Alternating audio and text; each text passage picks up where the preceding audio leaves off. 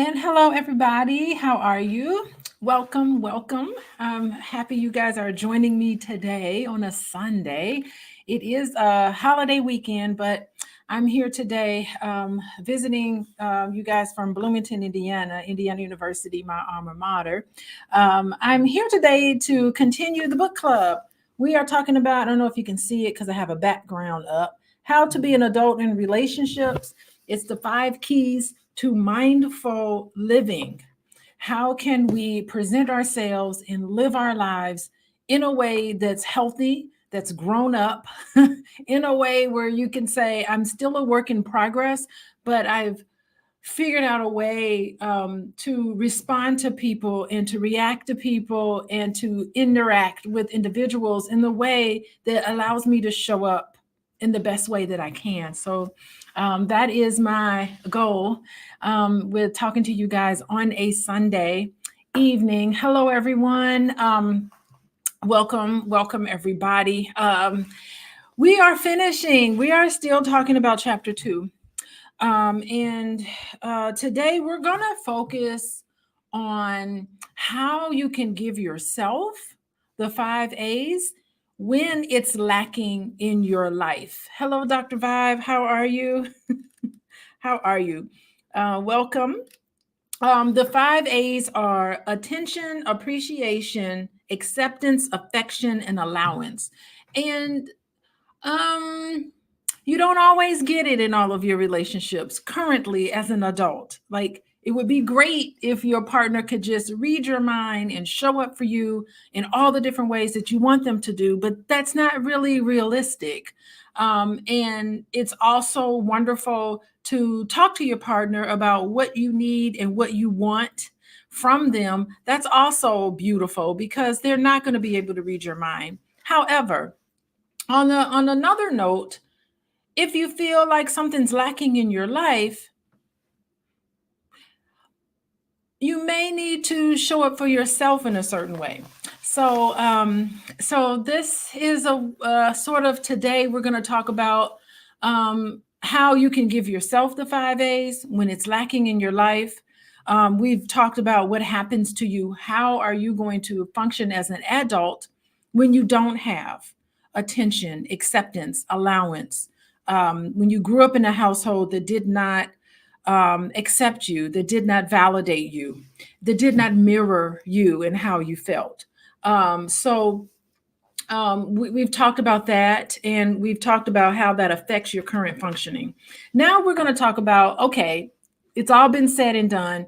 What are we going to do to look within? So to start this discussion, we are on page 64 of How to Be an Adult in Relationships, The 5 Keys to Mindful Loving by the psychotherapist David Richo. Y'all go get this book.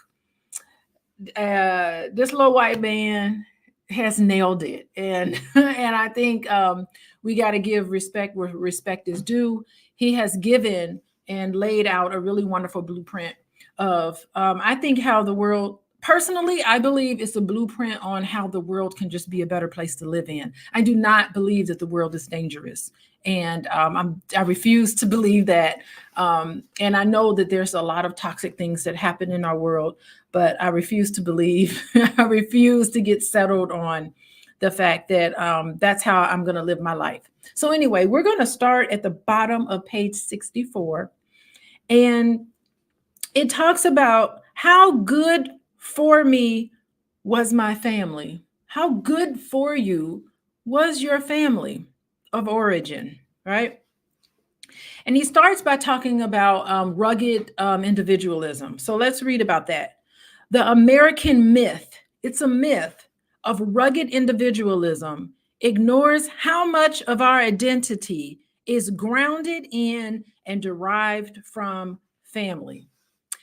And I like that as a myth because it is a myth. We are all interdependent on each other, particularly your family of origin. And just the idea of this rugged individualism is an example of whiteness, right? Where the main dominant culture is centered around pulling yourself up by your own bootstraps, when actually that's a pretty unrealistic perspective to have. All of us need each other. We need human interaction, and we're dependent on each other. So that is sort of in our dominant society what we all sort of look up to. This person pulled themselves up from their own bootstrap as a symbol of strength, and nobody can do it alone. And you're mistaken if you can do it alone. You really do need other people in your life to help you just psychologically and spiritually. We're interdependent. So this is what David Risho was saying. That's a myth. It doesn't happen anyway. It's something that is promoted in our culture as something to look up to, but it is a myth. And I want to say hi to everybody here. Tamika, hello. Ronald, hello. How are you guys? So-and-so. Yes, it takes a team. And there's nothing wrong with being in a team and working collaboratively in certain different aspects of your life. There's nothing wrong with that. And it's not a sign of weakness. Okay. And that's something that, Black people, we know about. It's to help each other out and to do for each other and to be interdependent. That's something that we value in our culture. Okay, so it ignores our identity that's grounded in and derived from our family. If identity means that which is identifiable about us, we are definitely branches of a family tree, for sure, right? Any one of us might say, I look in the mirror and I see my father's eyes. I speak harshly to my partner and hear my mother's words. I caress my child and feel grandma's arms. I scold, I manipulate, control, or make demands on my children. And I remember how I was treated as a child. I deal with a disturbing neighbor, and lo, I find that familiar upstart ego that characterizes so many men in my family. You're not even aware that you're doing it. And I like this narrative because he's showing awareness of the fact that we are not even thinking about it. We're automatically putting forth how we treat other people, the way we were treated. I work with a lot of couples in my practice, and I had a partner, respond to their spouse in a way that was really dismissive. And I said, where did you learn this from? Like, how did you learn how to respond to someone like that? Your wife is talking to you and she's sharing something with you that's important to her. How did you know to react in this way? Where did it come from? And I had the husband stop and think and say, you know what? Honestly, that's what I saw my parents talk to each other. And I remember that's how my dad spoke to me. And I said, well, how did that make you feel? Like when your dad spoke to you that way, how did it make you feel? He said, you know what? It really made me feel pretty awful. I said, well, then how do you think it makes your wife feel? So in a way, we're not even aware that we're doing some of these things. We are trees. We are branches of the family trees in how we interact with each other. I'm also teaching a class this semester called Practice One. So I'm introducing students right now that are in my class. As soon as I'm done with you guys and I go out to eat, I'm gonna come back and start grading papers, because students who want to become therapists have to dig into family of origin. And they talk about, tell me about your parents. What did you see growing up? My parents, myself. So they I ask them questions that they have to reflect on. How did your parents handle conflict in your house? What did you notice in terms of male-female relationships in your household? So students who go into this line of work have to address all of these, but it's always great to address this. And this is something that therapists, we love. We love talking about family of origin, because we know that it has such a profound impact on your subconscious and how you respond, not even knowing that that's how you respond. But anyway, So that's what David Risho is talking about. I remember how I was treated as a child. I deal with a disturbing neighbor, and then all of these familiar things start up. My name is my family name. My grave already waits beside my family's graves.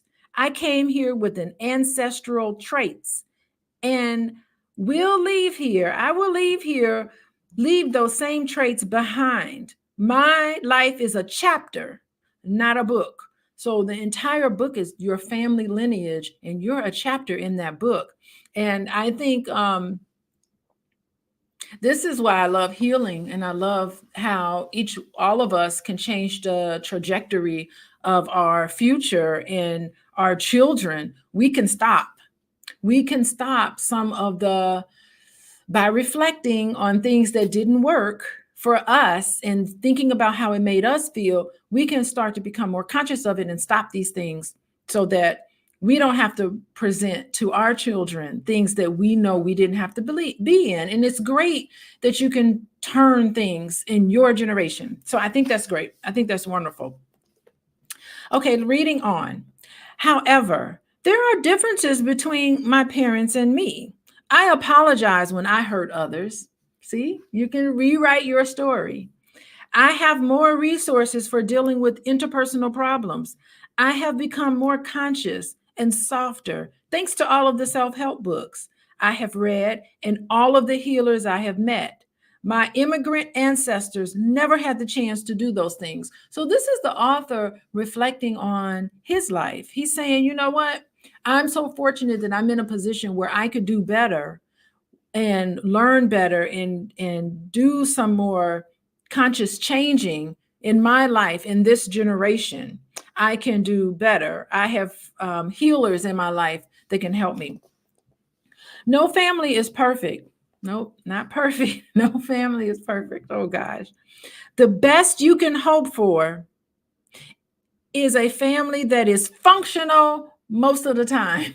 All families have crises, right? Where you're just kind of like, things just go awry, right? Unexpected things can happen, right? These things happen. Okay, the best we can hope for is a family that is functional most of the time, makes allowances for some dysfunction, and when things break down, finds a way to mend. Mending is so important. I think the goal is never to be perfect, but the goal is always to mend things when they fall apart. And I think as parents and all of us adults in here, all of y'all in here who are adults, can need to be the champion of mending when things go by. So if you have a relationship that is very important to you and you reflect on that and you think, you know what, I wasn't necessarily being an adult in these situations. I wasn't my best self. I reacted in a way that was probably outside of what I consider to be what I want to put forth. So if you've ever presented yourself in a way or reacted in a way, it's never too late to mend things. So there's a lot of broken relationships. There's a lot of instances where we don't show up like we need to. And it's no need to feel guilty about. I mean, you can feel guilty about it. I think that's important. But don't just stay there. Act on it and do something and make it right and mend.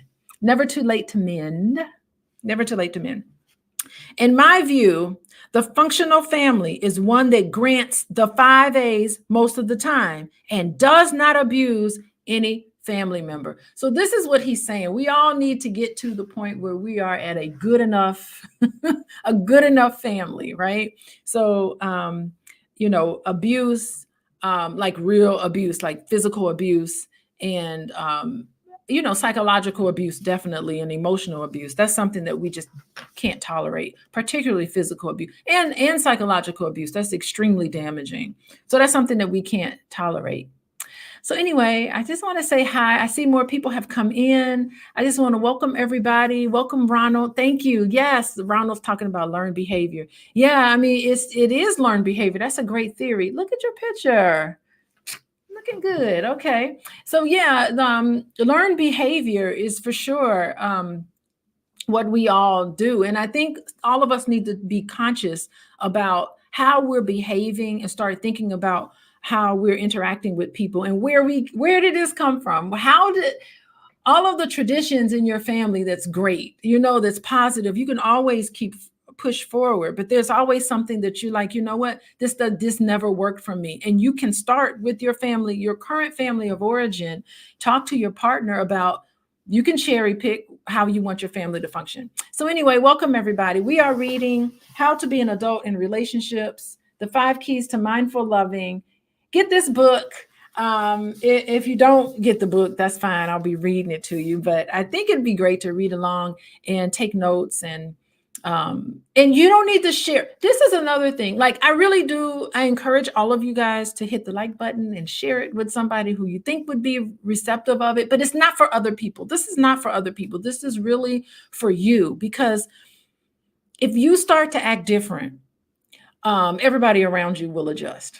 They'll start to act different. If you start to be an adult in relationships, you can model for other people. You don't have to say, I read this book and it was so wonderful, y'all should read this book. No, I'm reading this book for me. And so I appreciate all the people who come in here. I'm not, you're here. So I definitely appreciate that. That means you guys are the people who are just interested in learning about how to be better and how to live in a way that's healthy. And that's my goal, to live in the way where you don't have to have stress in your life. I talk to my husband about this all the time, because he always talks about how stressed he is. I'm like, well, what is that connected to? Why are you stressed out? Not to psychoanalyze my husband, but he thinks that a life of stress and a life of war and a life of fighting and anger, sometimes he thinks that that's how he should approach the world. And I think when it's time to fight, you can fight. But I think that you have to make up your mind about how you want your world to be. And if you want your world to be war and fighting, that's what you're going to get. But I think that we can introduce other ways of interacting and seeing the world personally.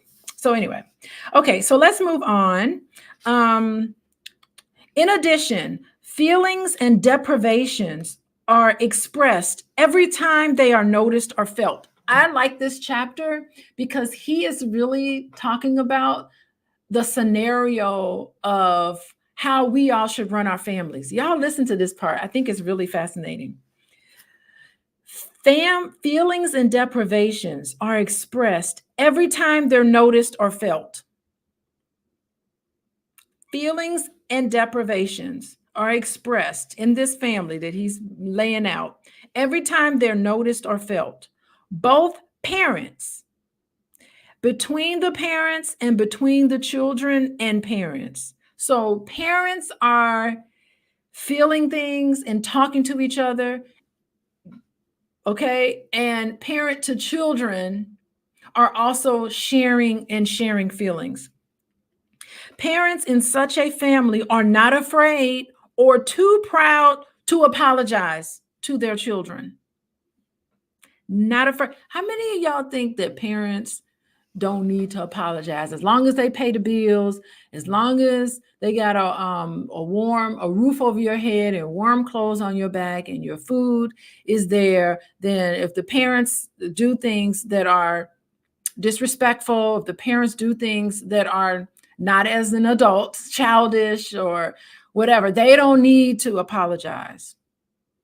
A lot of us feel this way, that especially the daddy doesn't need to apologize. You have these sort of images where you feel like you don't need to apologize because you're an adult and that's a child, and that child needs to just sit there and take it. Some of us believe this way, but his guy is saying, no, parents are not afraid or too proud to apologize. And apologizing is not just saying, I'm sorry, right? Apologizing is saying, listening. There's a process to that. It's saying, okay, when I did this, how did you feel about it? Okay, listening to how they felt, interacting with someone, understanding where they're coming from, making a promise that you won't do that again. Okay, mommy was feeling tired, not making excuses, but kind of like, yes, There's no excuse for this, but here's what was going on with mommy, and mommy's never doing this again. And mommy understands how you felt. And then once you process that, you can say, I'm really sorry. Here's how I'm going to make it better. Here's some of the things I'm going to make it better. And that's an apology, right? So it's more than just saying you're sorry. There's a whole lot that needs to happen before you say you're sorry. You really need to validate and understand and show empathy and really understand what you're apologizing for and say, I am sorry for, and really clearly spell it out. And then say, I will make it right by such and such, making sure that I am taking a nap and making sure that I am not depleted when I'm interacting with children. However it is you want to show up for your family, but it's always nice to apologize to your children. And vice versa, right? So children have to apologize to their parents for doing things that they're not supposed to do. And remember, you're apologizing for your behavior, okay? Because we don't want children to feel, or parents to feel like there's something wrong with them. You apologize for the behavior. Okay, so let's move on. When it is appropriate, when is appropriate? Life events are patiently and caringly processed by inquiry into each other's reactions, intuitions, and feelings. Family members get ample time and permission to feel guilty, to resolve things in their own way. Crises don't become secrets to be kept. There are no limits on free speech. Did anyone ask me how I felt when a family crisis occurred? Yeah, I mean, you want to check in with everybody, to see how everybody's feeling and helping everybody process things. And I think that's the best way to get through any sort of family crisis is, of course it's a crisis, so you address it, but in the aftermath of that, you always talk to and connect with everybody and make sure everybody's, how did you feel? What was going on with you? Yeah, thank you, Ronald. Don't take your anger out on your children. Yeah, I think that's really important.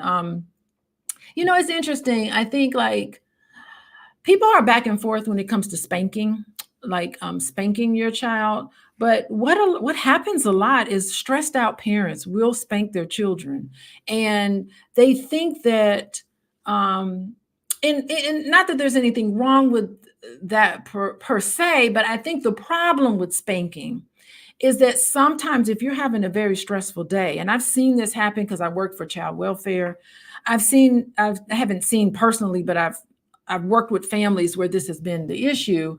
It's like if you're spanking your child, sometimes you can disassociate and you could just not spank your child for what your child is doing. You're thinking back on your stressful day. You're taking all of the stress and anger that you have with your boss, with people in the community, with your parents, with all these people, with your partner, and you're taking it out on the child. And I think that's the part, the disassociation. And by the time you come to, then you realize, oh my goodness, my child is really, really hurt. So what does Dr. Vibe say? Dr. Alicia is speaking. Is spanking good in today's society? No, it's not. Well, it teaches it. First of all, it doesn't teach children how to deal with conflict. It doesn't teach children how to use their words. Your disapproval of your child hurts a lot more than probably physical. And you don't want to teach your child that somebody who loves you is going to harm you physically. So conceptually, I can't get on board with spanking. Data. So what does the data say about spanking? Data has said that children who were spanked, who had corporal punishment growing up, they didn't do as well in school, and they weren't able to cognitive things. So they weren't as successful as living in households where you were encouraged to speak and use your words and give. You do need to have consequences for your behavior, but using spanking to do that just doesn't conceptually make sense to me. And it also doesn't in terms of the data and what we know now. It's not the best approach. not the best approach. Plus, it is, yeah, it's just not the best approach. We'll move on. Thank you, Dr. Vibe, for asking that. Um, let's see. How much stronger we all might feel if our parents had candidly shared their feelings and fears with us. Jane, this is the letter your father sent from Iraq. He feels fear and despair often, but when he thinks of you and me, he gains some hope. I feel sad to read this. How do you feel? Like, I love this. Like, if you don't know what to do, if you don't know how to say it, this guy, David Risho, he's like, I'm going to spell it out to you for all y'all that don't know what to say, and don't know what those words look like. Imagine if your parents said stuff like that. Now, I just want to say, both my parents were therapists. And but they didn't even really talk this great. Like, this is great to speak. They didn't really talk this nicely, so all the time. But I will tell you, both my parents, like, I don't know, I just feel like I'm a little unusual in the sense where, like, my dad had both my parents had advanced degrees in child development, and my dad was a social worker, and so, and my mom was a school teacher and a counselor. So my mom was a therapist, and my dad was trained to be a therapist. He was a college professor. So I was never spanked. I don't remember ever being spanked. And I think it's just because I don't know. And it shows, I guess Dr. Boyce would say I'm probably spoiled or something, and that might be true, but I don't ever remember being spanked. But anyway, we'll move on. We'll move on. Let's see, if your parents talk like that, this kind of invitation to dialogue exemplifies the mindful and mirroring attention that makes feeling less isolating and disempowering, and therefore less scary. Yeah. Yeah. Interesting. Frustration does a child no good, but struggle is different from frustration. A child struggles to get his jacket on. A child stands by a parent. Okay, so you have a child who struggles to get his jacket on. A parent stands by without helping. This child learns to stay with a process and reach a successful conclusion. The jacket is on. But when the child is frustrated because a task is truly too difficult for him to manage and he is ready to give up in despair, the good parent steps in and helps. Wow. In healthy families, there's a struggle and assistance when necessary, not frustration and shame without failure.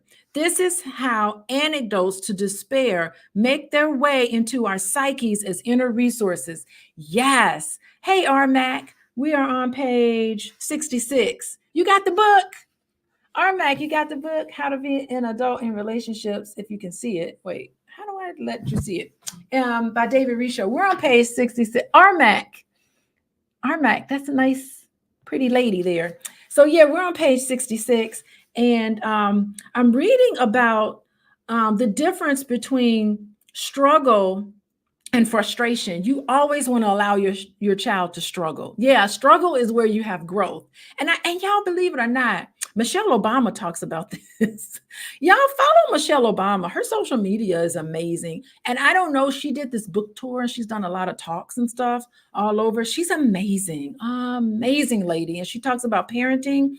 And clearly it seems like she read a book like this, because she talks about parenting and she talks about how her parents did not do things for her. And she had her children, even though they were in the White House, they had to make their own bed. They had to do their own things because she was instilling something in them. And this is what she's referring to. When I read that earlier today, I was thinking, this is Michelle Obama theories. That lady is saying, not, let's get out of the politics, but some of the things that she said is really awesome in terms of parenting. So yeah, don't let your child be frustrated. You can encourage them, let them know they can do it, because you don't want to have really anxious children when they get older. And this is how anxiety starts, by the way, when parents when they're not consistent with their parenting, when they're not there for their child when they need them, and then they don't encourage their child when they don't really need you to do it for them. They just need some encouragement. So anyway, yes. Wait, Chris Reed, what are you saying, Chris? I don't like a woman to tell Gabby Douglas not to eat that egg McMuffin. Okay, I don't know where that conversation. Explain yourself, Chris. I was talking about Michelle Obama, and you wrote about Gabby Douglas. Okay, let's move on. Finally, in a functional family, parents separate if one of them is an addict. Hey, in a functional family, parents do separate if one of them is an addict or an abuser and refuses to get help. Y'all, you guys owe it to your family. All of you all owe it to your family to have your mental health in check and have your any sort of addictions in check. I think that if you have an issue with mental health and you have an issue with if you have an issue with mental health and you have an issue with substance abuse or addictions, you live alone, that's, I wish you can get help, right? But for many of us, if you live in a family system, it's important for the adults in that family to be of sound mind, right? So no addictions. I worked with a family where the husband had this gambling addiction, and it was devastating to the whole family. And it was really tough to kind of witness, and sometimes you have to take credit card. It was just really, the whole family had to really, really pay the price. And that's a sad thing to see somebody, a parent with an addiction or who's an abuser and won't get help. So you got to get help if you have a family. Now, if you live alone and you don't have those interactions with people, it's, you just owe it to yourself, to get help. But when you're in a family system, you really do owe it to other people to make sure that you're showing up with sound mind and body. Okay. So this is interesting. He's saying in a functional families, parents separate if one of them is an addict or an abuser and refuses to get help. I agree. The other parent does not let abuse go unnoticed. The children never become objects of inappropriate need fulfillment by either parent. If a parent stays in a relationship, it is not because of the children, but of the joyous desire or a less desirable alternative to honor the consequences of his or her choice to have them. Do not stay with your partner for the children, because it's not going to be for the children. Okay? Do not stay with your partner for the children. That's not healthy. And I think a commitment to your family also means you have a commitment to a healthy relationship. So you and your partner have to be committed to demonstrating healthy relationships between the two of you as a result of a commitment to the entire family. Okay. And it takes two people to make that commitment. One person can't be married and the other person's not married. That don't work, right? You got to have two married, committed individuals in that relationship for it to work. And if you don't have that, it's problematic. All right. Hold on. I want to open this up a little bit. Okay. All right. The sun is going down. Anyway, so that's what commitment means. And that's what David Risho is talking about here. In becoming an adult, we learn to play for ourselves the rules the functional family has supposed to play for us. The rules of a functional family. Yes. Becoming more an adult means having an inner nurturant parent who supervises our unruly inner child, protects our endangered inner child, and comforts our scared inner child. This is where we're moving into how you can love yourself through all of this now, right? Issa was a Japanese poet born in 1763, and abused in childhood. This is what Issa wrote. Fear not, puny little frog. I'm here to back you up. Woo. You know, she's talking, she's relating to this frog the way she needed somebody to relate to her. Don't worry, this puny little frog. I'm here to help you. Right? That's a good tell about how she feels about herself. She's got to protect herself. Yes, Ronald, takes a village. Lord knows it takes a village. It takes a village. Wait, who is this? Rhonda. Rhonda says, I like being transparent with my son. He speaks to me the way I demonstrated compassionate interaction in his younger years. How we speak to a child will teach them how to treat you. Yes, and not only how to treat you, but how he gonna treat a potential partner. It works that way, right? He carries that with him. It's embedded in him, right? Hey, Joshua, how you doing? Welcome. Joshua, yes, how you speak to people says a lot. I like this. It's inside of you. She is identifying with this puny little frog, right? Often the feeling of loneliness results not from a lack of people to entertain us, but from the absence of an adult self to nurture our inner child who feels abandoned in some way. That's a great definition of loneliness.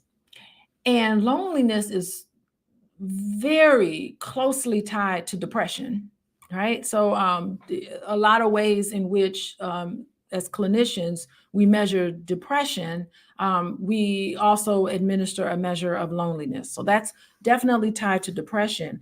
And loneliness, y'all listen to the definition of loneliness. It is not, you can be lonely and be around a whole household full of people. You can be out in public lonely. The feeling of loneliness has nothing to do with who's around you. It's this internal abandonment that you feel in some way. And it's the absence of you nurturing yourself. So if you're lonely and bored, you need to look at that as a way to self-nurture, right? Loneliness is an appropriate way to feel as we make transitions. Transitions is nothing but growth. So if you're making a transition from high school to college, from college to working a full-time job, to moving from Texas to Tennessee, you're gonna feel a sense of loneliness, but that's where the growth comes in, right? When we make transition, loneliness is normal. We take a stand. We become spiritually awake. Let me tell y'all about spirituality. I don't want to talk about spiritual development as much as I think about it. I think about spiritual development a lot more than I talk about it because I think it is so it's so personal that I can't really talk to you all or anybody else about spiritual development because it is a very personal thing. So yeah, it's a lonely thing. Your spiritual path is a path just for you, not for anybody else. So there is no discussion. I mean, I guess I could do, I don't know even know how to even teach that or talk about it. It is something really personal. So, but when you're in the spiritual development and y'all know when it's there, it's a lonely experience. It is. I will attest to that because I've been through that. Because you're finding yourselves. We may take our loneliness literally. We take our loneliness literally and look for company in all the wrong places. Let me tell you, feelings of loneliness and trying to fill it up with just any and everybody, that's where bad decisions are made. Oh my God, I do that with my clients. I'm like, so what made you call him? And maybe a client will say, I was lonely one day. I say, oh no, we're not going to do that. The next time you're lonely, how are you going to do some self-care? What are you going to do to care for yourself and not make those phone calls you know you don't need to make? So feeling lonely can make you do some things you know you're not supposed to do. But it's the need to fill them up because you have to get comfortable being alone with yourself to deal with some of these issues, right? When the child within cannot depend on our inner parent, she attaches to something, addictions, or someone, that ex that she knows she wasn't supposed to be calling, anything or anyone as a surrogate. And that's what happens. Have you ever seen people where they go from one relationship to the next and they never just be alone for a while? And you always want to say, I think you need to be alone for a little bit. Don't just hop around quickly from one relationship to the next. You need to be alone for a little bit and relearn yourself and fill yourself back up. And this is what this means. Don't look for a surrogate because you're looking for someone to parent your inner child that's not getting what you need to get, right?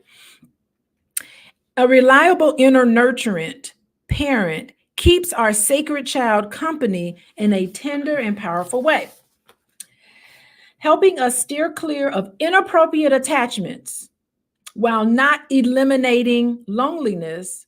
This reduces its wallop. These words of writer and teacher Natalie Goldberg are helpful. Use loneliness. Use it. Its ache creates urgency to reconnect with the world. You're lonely? Go on a solo trip. We know this lady who does solo trips, and she's married and everything now. I think I saw beautiful wedding pictures. Her name is the Passport Abuser, and she's preaching this all the time. Just go on a solo trip. And she comes up with safe ways for women to do that in particular. But you can go on a trip because you need to reconnect with the world. Now, you don't have to spend a lot of money. You could go walk in the forest and reconnect with the Joshua's like a solo trip. Yeah, a solo trip is just you. I've never done this very often. I did when I spoke to conferences and stuff. It's where you go on a trip and you're by yourself. So I'm giving Kamala Harris. People say that, Chris. And I don't have my hair. I usually have when I get my silk press. When I get my silk press and I'm not wearing my glasses, people say that all the time, that look like Kamala Harris. And maybe it'll work for me. I don't know. I don't know how to change it, but maybe I can make it work for me if I look like Kamala Harris and she ends up being president. Who knows if she's going to be president? But if she is, maybe that'll be my time. That'll be my time to shine. People will unexpectedly make me president of something. I don't know. I'm all about the subconscious mind. But anyway, yeah, so maybe this is a way for you to connect with the world. Take that aching. Y'all know what it feels. Y'all know that Lenny Williams song? How many of y'all, I don't know. Joshua, you look kind of young. Y'all don't know about Lenny Williams. Who knows about the I Love You song by Lenny Williams? I know Dr. Vibe. He may be in Canada. Maybe he don't know. Joshua, you know about Lenny Williams? How many of y'all, see, it takes an older person to know about this. How many of y'all know about Lenny Williams? He has this song called I Love You. Rhonda knows.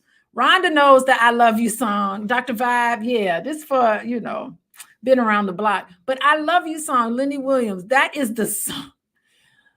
That song is nothing but what loneliness feels like. And I know all of us know what this feels like. You have a breakup. I feel lonely. He even says he feels lonely. So that's the song. So, we know what love is about, and we know what it's about when you lose love.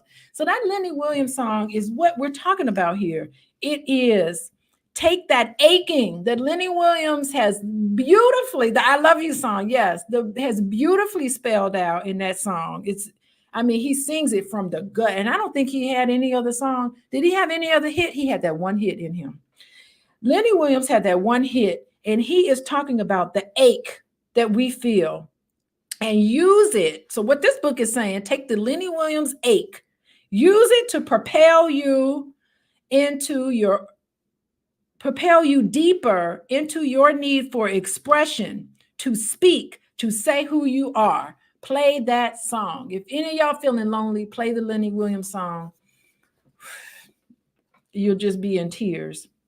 The ancient Greeks and Romans knew how difficult family life could be. Well, they learned it from the Egyptians. When I went to Egypt, they know about that. The ancient Egyptians and ancient Greeks and Romans knew how difficult family life could be. They realized that human agency alone could not keep families safe and sound, and that it takes heaven and earth to make a human group truly functional. Wow, okay. So Lenny had several hits. TNG, I didn't know Lenny had hits. I just know about the I Love You song. Tower of Power. Okay, I'm gonna have to look that up. They therefore acknowledge and evoke gods appropriate to each area of difficulty. Yes, this is really interesting. Gods who help humans are personifications of grace, special gifts of assistance that come to us unbidden and help us transcend the limits of our ego powers. Yes, patron saints do this. Assisting for, I'm Catholic and I know all about patron saints. Anything and everything you want to evoke inside yourself, you can find it in a patron saint. If you want to look it up, I mean, you could just record any goal that you have in your life, any aspect. If you need courage because you're scared about something, there's a patron saint for courage. If you go into court and you need help going to court in some spiritual way, help me say what I need to say to get out of this ticket. There's a patron saint for that. So I'm not saying to become Catholic. What I'm saying is that there's ways in which they can personify all of the qualities in us, because we went to Egypt not too long ago. All of those Egyptian gods, it's nothing but a personification of all of us, what happens in us. And we can, and all those symbols and stuff, pull that power out of us. It did it to me because I understood what patron saints and what these what personifications mean. So yeah, religious images of saints are also meant to bring healing. There is a patron saint for healing. Like all religious symbols, they also reflect inner resources of healing in ourselves. Yes, a picture of the Heavenly Mother confers a blessing and is a mirror of maternal powers in our own souls too. Isis, you want to start nurturing yourself, get you a statue of Isis. If you're more of a Greek person, Aphrodite. Christians, get you a picture of Virgin Mary, the mother of all mothers. The Mary, the mother of Jesus. That is wonderful to help bring out what's in you. And all of the issues. Chris has asked a really good question. Let's stop for a few minutes. Some people can't handle being alone. People cannot handle being alone. But this is what you do if you're alone. If you need courage, anything you need, you have to be able to look within to mother yourself, to give yourself the things that was missing, right? And not fill it up with external things. Shopping. I know ladies like to shop. Not fill it up with shop. Usually women, not always, but shopping, spending, going to the casino, all the other things that we do so that we don't feel like we are alone. Yeah, there is a difference between being lonely and being alone. And I'm addressing the lonely part, right? Being lonely. There's a part in yourself that you need to nurture. And we'll get into that. So let me just let y'all know, we've been talking here for a while. We're looking at how to be, you can't say it because of my background. How to be an adult in relationships. Here we go. The 5 Keys to Mindful Loving, David Risho. We're now on page 67. We're on chapter 2, page 67, and we're talking about how to put the light on the hurt. Now that my barn has burned down, I can see the moon. That's a Japanese Zen poet. Y'all got to get into Japanese and Asian culture. It's really amazing, some of the things that they say. It's really great. And it's all, they got a lot of their inspiration from us. And if you travel around, you'll find that to be the case. Okay.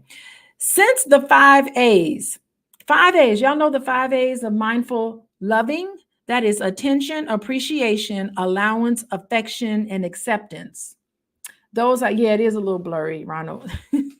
Yeah. But since the 5 A's are the components of emotional support, when we don't receive them, we feel physically, emotionally, and spiritually disconnected and isolated, hence lonely, right? The lack of any of the 5 A's feels like a gap in our psyches. You just feel a hole, a deficiency. You're like, you know what? And a lot of clients come to me like that. I just don't feel myself. I feel a hole. I feel an emptiness inside. If you feel an emptiness inside, then you are missing this in your life. If we stay with the pain of emptiness, don't try to fill it up with other things, outside things. Don't try to fill it up. Stay with that emptiness. It opens a spacious chamber into our psyche. To be human, after all, is to be deficient. So having this deficiency is a normal process of your development.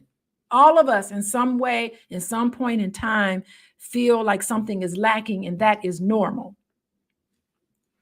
But it is a demarcation, it is a point of growth. To have some holes and yet deficiency can have a positive side. Let me tell you about holes. I used to play cards. Y'all know about bid whiz? I used to play bid whiz with my friend, and sometimes I would win the bid. But I don't know if y'all know. It's like spades, but it's like something. I don't know. I'm from Gary, Indiana, and I know people from Gary play bid a lot. I heard. But anyway, I learned how to play bid, and you have a partner over there with you, and then sometimes you play bid. There's like, I am really good, Joshua. I can throw down on some bid. But anyway, but you have some holes, right? And you're looking at your partner. You can't talk across the table, but you're looking at your partner like, I got some holes. I hope my partner I got the big joker, but I'm hoping my partner got the little joker. I got holes. That is with the deficiency. You're never going to have a perfect hand. I mean, you could run a Boston, but you're not going to run a Boston by yourself. You're going to need to have a run a Boston because your partner got your holes, right? So to speak. The holes, meaning you don't have the ace, but you got the two jokers. You don't have the ace and the two if you're going downtown. The lowest card wins. Anyway, that's where you bid, uptown, downtown. But anyway, so that is what we're talking about. You're never going to have a perfect hand. You're always going to have some deficiencies in your hand. And it's also like that with spades, right? Spades, you're like, ooh, I hope my partner can fill in my holes. I don't have all the spades, right? So, yeah, bid whist is very intense, and you don't want to be. You come to my house on Christmas and Thanksgiving, and we play bid all night till the sun comes up. But anyway, so you're going to have deficiencies. That's normal in life. And so he charts out what to do when you have holes, when you're playing bid and you're looking at your partner, and really your partner is a mirror of you. So let's look at your partner. I mean, it's a metaphor, right? So your partner is a mirror of you. So if you are playing spades or you're playing bid and you got holes in there, what do? Okay, so we're on page 68, and we're going to talk about what you do when you have holes. Lack of this form from others. Attention. If you're lacking attention, what can you do to fill in the hole? Look within yourself. You need to give yourself attention. What is it that you need to give yourself in terms of attention when you are lacking attention from other people? Pay attention to yourself. The next one, when you lack acceptance. What you can do can be a door to exploration of both positive and negative aspects of your shadow self. And this is bringing into Carl Jung. I think this is a picture of Carl Jung right here. I'm almost certain. I think I think when I put this together, that I made that into a picture of Carl Jung. And Jung talks about the shadow self, right? There's parts of the self that you tend to ignore. There's parts of yourself that there's parts of yourself that you feel bad about and ashamed about, and you want to forget it. That is that is your shadow self. So maybe if you're living your life in a way and you feel like you're not getting acceptance from the outside world, maybe there's something inside that you need to accept, right? If you feel like you're not getting that, it's a great opportunity for you to figure out what you need to accept in yourself. So for instance, and your shadow self is really fascinating because there are people who walk around and they're all about love and light. Love and light, peace and greetings, love and light. They're all about beauty and light. And I always look at them and I'd be like, well, what about the dark? Like, you don't seem like a real person to me. So there are people, when I see people walk around and they adhere to certain things, I always wonder about what about the other side of them? What about their shadow side? What about things things that they have about themselves? Hey, boys. Okay.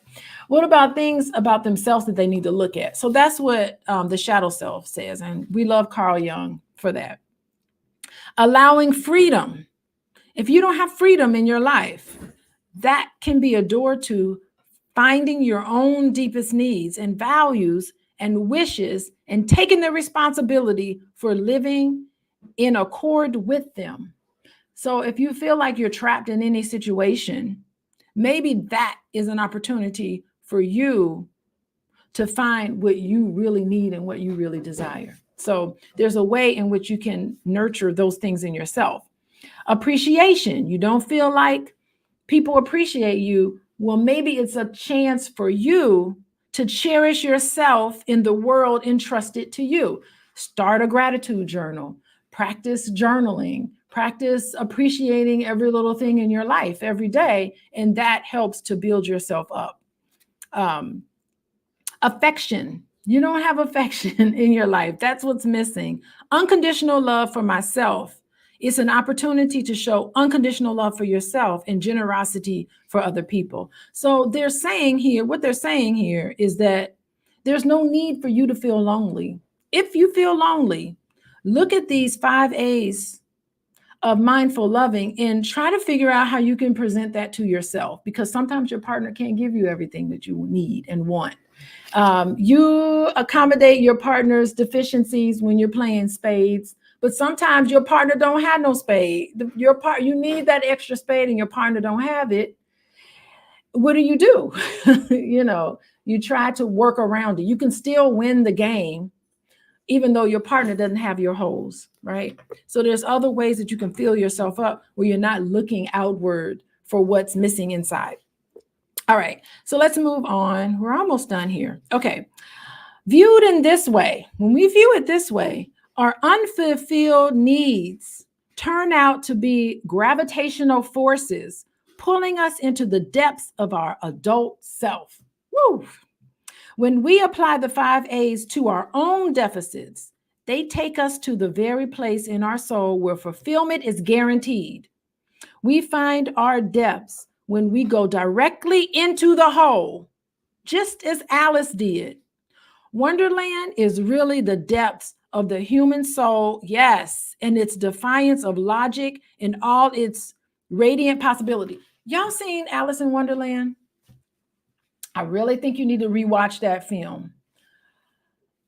Alice in Wonderland is a beautiful representation of the process that all of us as human beings go through being born on this earth. It really is a movie about self-exploration because, gosh, like Alice in Wonderland, there's a scene, let me think. There's a scene where she comes across this caterpillar. Do y'all know that? Have y'all seen that scene? Yeah, wait. Can a brother Can a brother just panic? I don't know what that is for, but anyway, yeah, there's a scene in Alice in Wonderland where she is meeting up with this caterpillar. And what does the caterpillar say to her? The first thing that caterpillar says to her is, do y'all know? Anybody in the chat? Armac. Armac says Alice in Wonderland, one of the first picture books you read as a child. I don't know if you saw the movie. Go see that movie, Armac. And you can find it because it's been out since the probably 1940s, 1950s. You really need to find Alice in Wonderland because it is going down that rabbit hole is a representation of all of us when we go inside ourselves to find ourselves, right? So she shrinks down and she goes in this rabbit hole, which is really into your psyche, into your subconscious. And she meets all of these people. And along her journey, I remember she meets this caterpillar. And the one thing that caterpillar asked her over and over again, what was the question? Does anybody know? The caterpillar asked her, who are you? Yeah, the Cheshire cat, all of those are Alice in Wonderland coming across the cat, coming across the caterpillar who's like smoking, it's not like he's smoking, you know, and it's different aspects of who and what she is that she's exploring. And when she comes across the caterpillar keeps saying over and over again, who are you? She has no idea who she is. And he's asking that question because that's a question all of us need to ask ourselves. So Alice in Wonderland, keep that in mind. Go watch that film. It's beautiful. Mindfulness provides the technology for the transforming our gaps into soulful potential. When we are mindful, we enter the pure awareness of our predicament and cradle it without judgment, fear, blame, shame, or expectation. You're going to have to look at yourself. Look at yourself in the mirror. This loyalty to what is allows us to turn unfulfilled needs into self-knowledge. Mindfulness shows that a hole is a tunnel, not a cave. A hole is a tunnel. So when you go through this hole, you can be out on the other side. A hole is dark, like a cave, but the difference between a hole and a cave is that a cave is just in there, but you can go all the way through to the other side and there's light there. And when you're out there to the other side, there's enlightenment in you. It's a necessary process. And I think the mindfulness, taking the path of mindfulness is a way for you to learn really about yourself.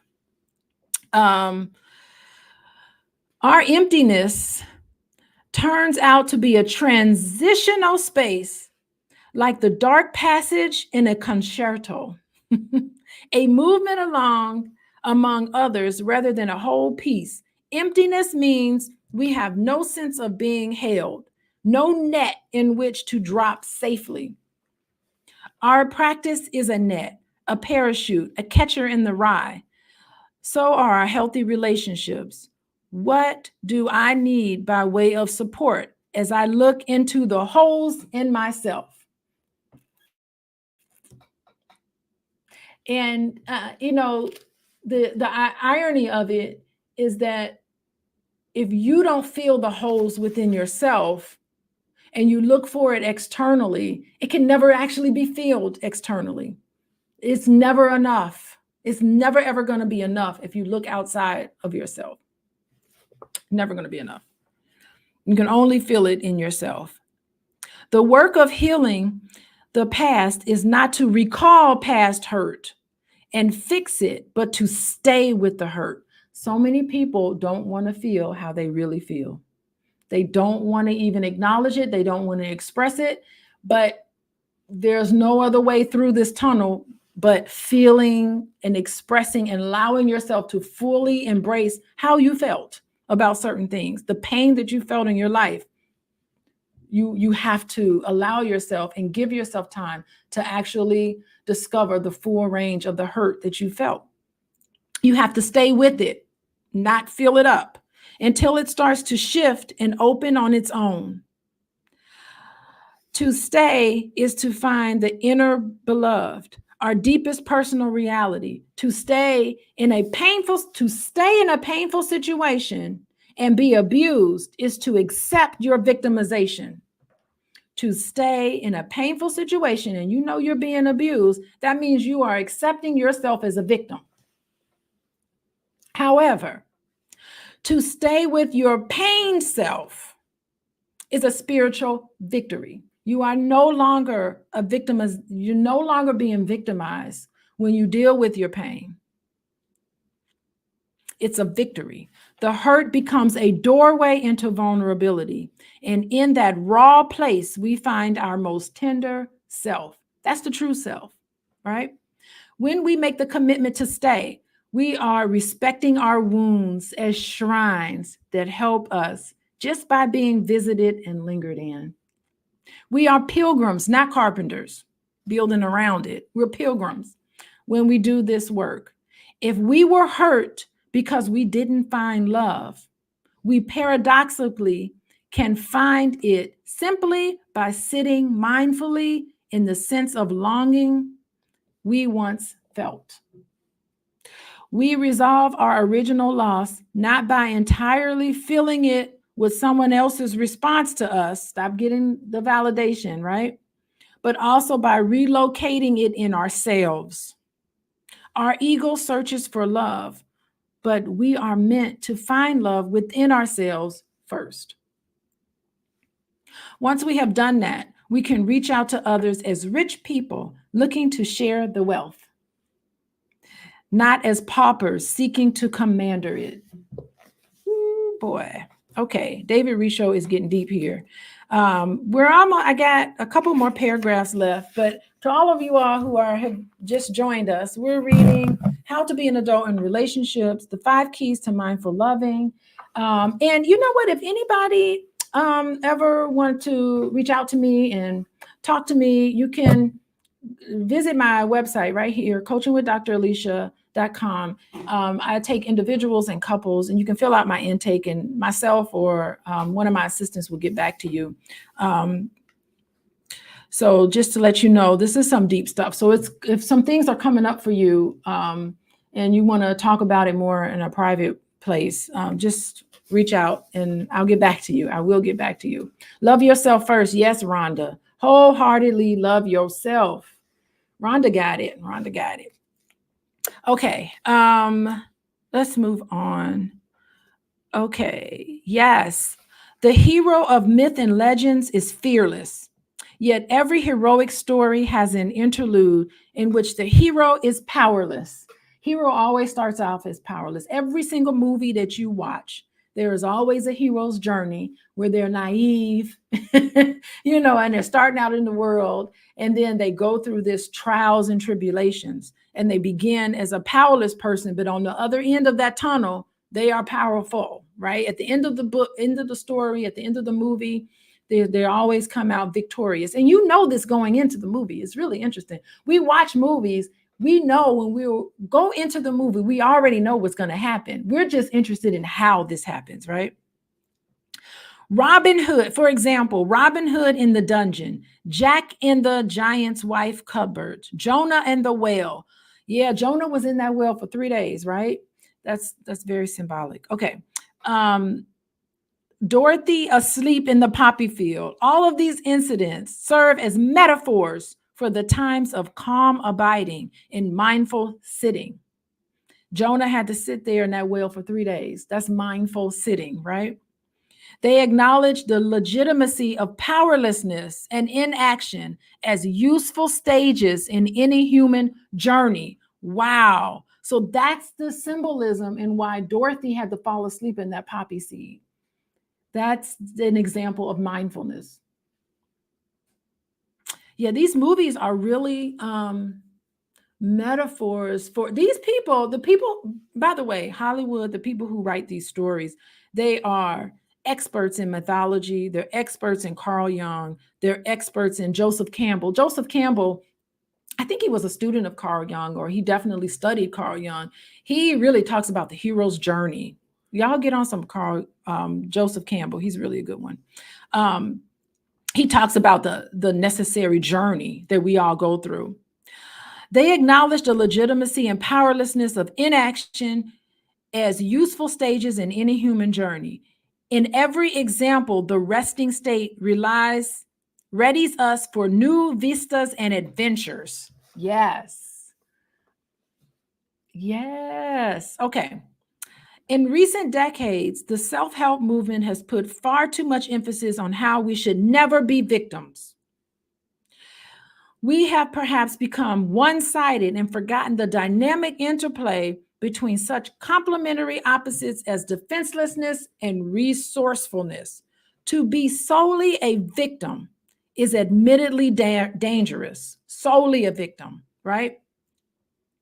We should never accept being victimized by violent abuse, but falling victim to depression when others betray us is appropriate because it helps you to feel what you need to feel. Occasional lapses into powerlessness lets us let go of our ego and control, and every real hero welcomes them. That's fascinating. So being on the receiving end of injustice in some way is an empowering tool. And I do think about what lack of justice and injustice in this world, what it does to individuals. I really do think about that.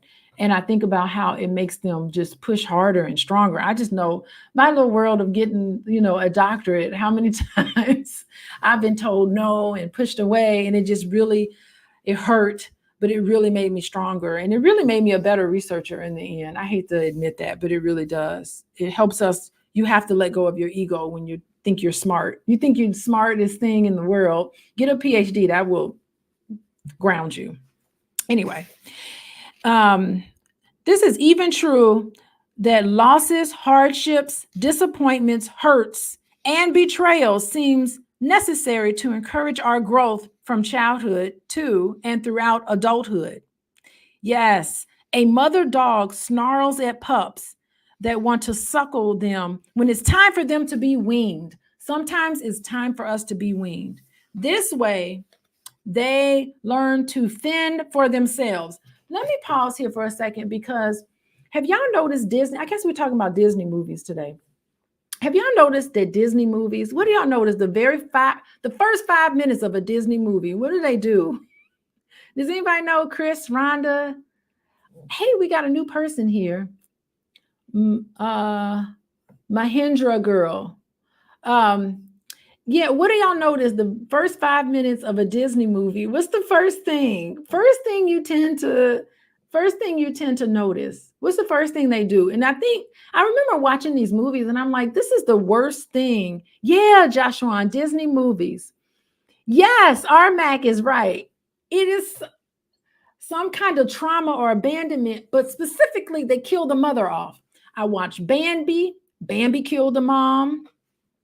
Even Frozen, that movie Frozen, the parents died. That's the very first thing they do in the intro of these Disney movies is to kill the mother off. And I guarantee you the writers of Disney, they know Carl Jung. They are very familiar with mythology and they are for darn sure know about Joseph Campbell. They definitely are followers of Joseph Campbell because the first thing they do is they kill off the mother and they make this innocent person fend for themselves and making them very vulnerable. And then they're going to go through trials and tribulations, but they're going to grow. Even I think the Lion King even did this too, right? The Lion King, all of this. So in all nature, self-nurturant powers evolve from anguish and separation. It's inevitable.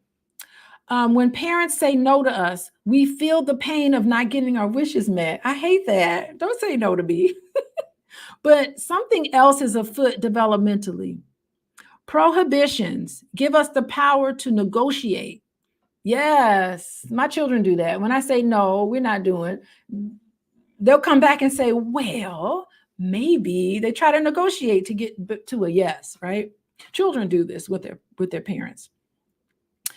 Okay, it's a prohibition gives us the power to negotiate. They're trying to convince us, right? The mother who always gives us our way will not help us build character. The mother who always gives us our way, they don't help us build character. Remember, Michelle Obama talks about this a lot. As the war hero, Tom Daly said, often the events we regard as our deepest wounds are in fact initiations. Initiations are an opportunity for growth, by the way, that breaks us out of the unhealthy enchantments of innocence, grandiosity, passivity, violence, or addiction. And you know what? If you look at this, in a sense, there's no such thing as something bad happens to you. Nothing bad happens to you. It is always a not now. It is always really an opportunity for something better to happen. So when you are in sort of like, oh my God, I can't believe this happened to me, you really have to answer it with telling yourself there's something better on the other side, and really get magical. Like I call it magical thinking, but it's really great to get magical and say, what do I need to learn from this situation? Because this is an opportunity of growth, of learning. That's all it is. Growth, change, or even deny our responsibility toward others and our destiny to transcend the personal ego. Nothing is worse than like a blow. You're like, whew.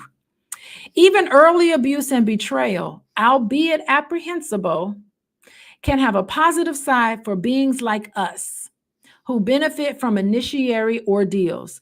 Every disruption, interruption, and failure at empathetic attunement from our parents helps us gain the power to face the future. With all its separations, disappointments, and defeats, all it takes to access this power is a willingness to visit the past, stay with it long enough to feel the pain, and receive its boon.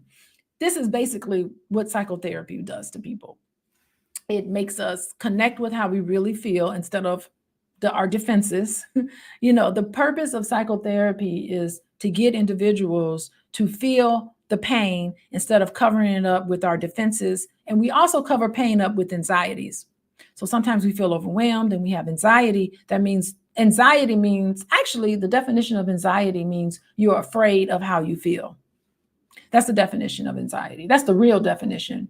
And so if you're afraid of how you feel, you're not connecting with it because you're afraid of it. You have what's called anxiety and defense mechanisms. You need to release your defenses and connect with who and what you are. And that's basically that's the basis for mental health issues, really.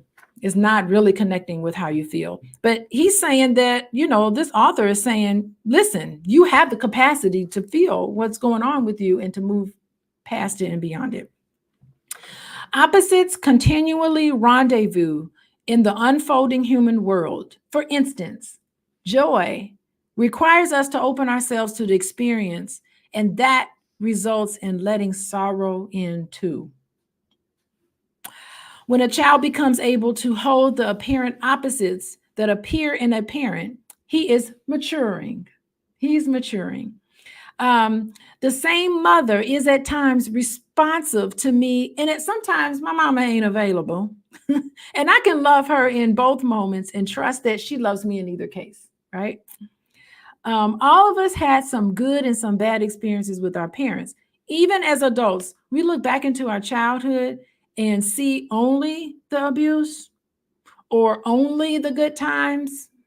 We know we face the challenge of becoming adults who can hold up opposites of equanimity. Yeah, I always like to process experiences that I have. This was a hit, this was a miss. This was a hit, this was a miss. But I think for many of us, we can't hold those dualities, either all good or all bad. And that's not it. I don't believe, if someone tells me that their childhood was perfect, I look at them like, that don't exist. What are you covering up? What are you not connecting to? And if someone tells me their childhood was 100% awful, I get the really? Because I know that's not possible. There's good and bad moments, always, typically. Without betrayal, we would have no stimulation, no incentive to leave home, no pressure. We need to have pressure on us. So it's beautiful because it's a necessary process in our identity development. Y'all know, I'm here at Indiana University, and I remember this was my very first opportunity to be independent. So when I look around campus and I see all of the buildings I used to go to school in, I think about how great college experience was for me because I was able to say, okay, Here's my way inching forward to become an adult. I liked being at home with my mom, and I liked going to visit my dad, but I didn't feel the need to do that. I remember coming home from Indiana University, and like after 3 or 4 days, I remember going, I think I'd like to go back, go back to school, because I was tired of that. I wanted to go and come as I pleased. This campus was catered to students, so I had a great life here, and so it was a nice opportunity. It wasn't that my childhood or my home life was terrible. I just was done with it. It's a chapter that's closed. I don't need to go back there. So it was a great opportunity for me to find myself. Without this self-reliance, which is what college kind of does for us, without it, Joseph would not have sold himself into slavery and thereby walked the path to his special destiny beside Pharaoh. Look at that. We stumble into such paradoxes every turn of the human story. Dante had to be exiled from Florence, the city he loved, before he could write the Divine Comedy.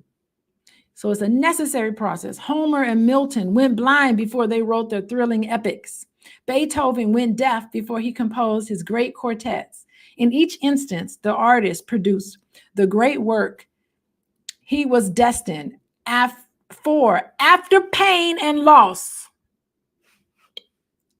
Martin Luther King Jr. suffered many losses, threats, and imprisonment. They were preambles to a change in our national sense of equity under law. Yes. We are artists too, and our fate and challenge, it is much the same. We cannot unlive our painful history, but we do not have to relive it.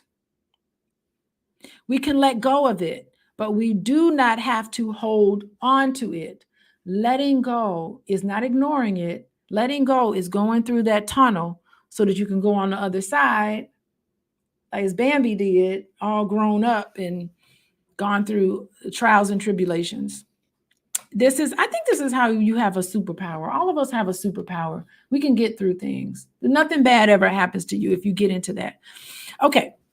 In Egyptian myth, hey, we're talking about Egypt. In Egyptian myth, Osiris is cut into pieces by his evil brother Set.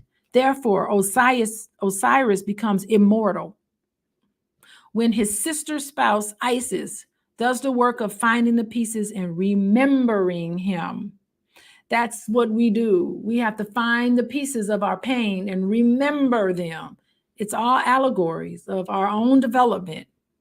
Repeated assaults in our sense of self cuts us into pieces. We're Isis. We are Osiris. All of these stories is just a representation of our process of connecting with our pain. We live in pieces for a while, and then through our feminine powers, in searching and sowing, we are recollected and find our way to wholeness. Isis represents the feminine power to feel what we need to feel so that we can be whole. Dang, that's deep right there. I didn't really realize that the first time I read that.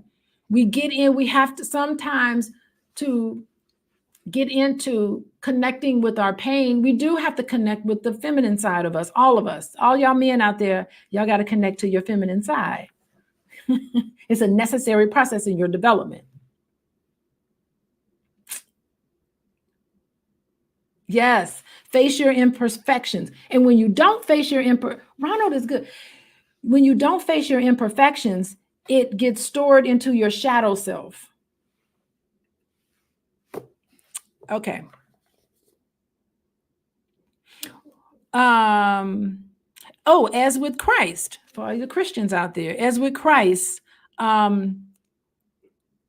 talk about wholeness. The ancient shamans initiated men by ritual dismemberment. As with Christ, Dionysus, and Osiris, and us, fragmentation is often a necessary phase in the transition from humiliation and abuse to self-assurance and compassionate love. Wounded heroes redeem others only because they themselves have experienced both fragmentation and restoration. There is a path to love among the ruins. Wow. We think we are the sum of all of the bad things that have happened to us. But that is only true if we have not worked on ourselves. You don't even know who you are when you are reacting out of trauma. You're behaving as a fragmented person. You're not behaving as a whole person. So the thing is to connect with the pain so that you can become whole, and then you can learn who and what you really are without being a traumatized individual. Actually, all that has happened to us and our work in it provide the necessary ingredients for us to emerge as what we were meant to become. That's how you can live your life with purpose. Heal yourself. In a healthy relationship, we can safely say, join me in my chaos, not to help me eliminate it, but to help me tolerate it. Sustain empathetic self-saying, which we accomplish by granting ourselves the 5 A's, immobilizes powers once buried in pain. This does more for us than any of our attempts to root out our problems. It is the difference between an aggressive attack and a nonviolent love in the face of attack. Woo. Behind all our wounded sensitivities, flawed inclinations, and regretted mistakes is a reliable growth fostering milieu inside of us that remains alive no matter what. You always have a healing part in you that wants to emerge. That's so interesting. I always wanted to ask, I always ask my husband, like, why did you marry me? I'm a therapist. Like, why did you marry? Why you needed to marry an accountant?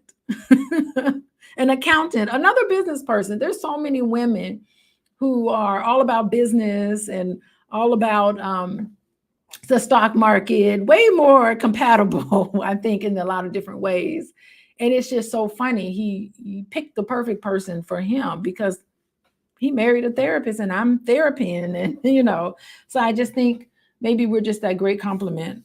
I don't know, but he of all people, some of this, I don't know. Anyway, we never lose our unconditional love for light. This is what we build on. Challenges and betrayals are afflicting forces that greet us at the thresholds of growth as they awaited the mythic heroes of our journey. If there is an afflicting force at every threshold, there must be a threshold in every afflicting force. There is no initiation without a scar. Take pride in your scars. Yeah, I had 3 children. I got stretch mark scars. Among primitive people, such scars are given by parents and elders. Young people today might do it with tattoos and piercings. Trying to get Boyce to get a tattoo with me, but he won't do it. Anyway. Okay, and they end this section with a quote. For our heart to yield without revolt to the hard law of creation, there is not a psychological need to find some positive value that can transfigure this painful waste in the process that shapes us and eventually make it worth accepting.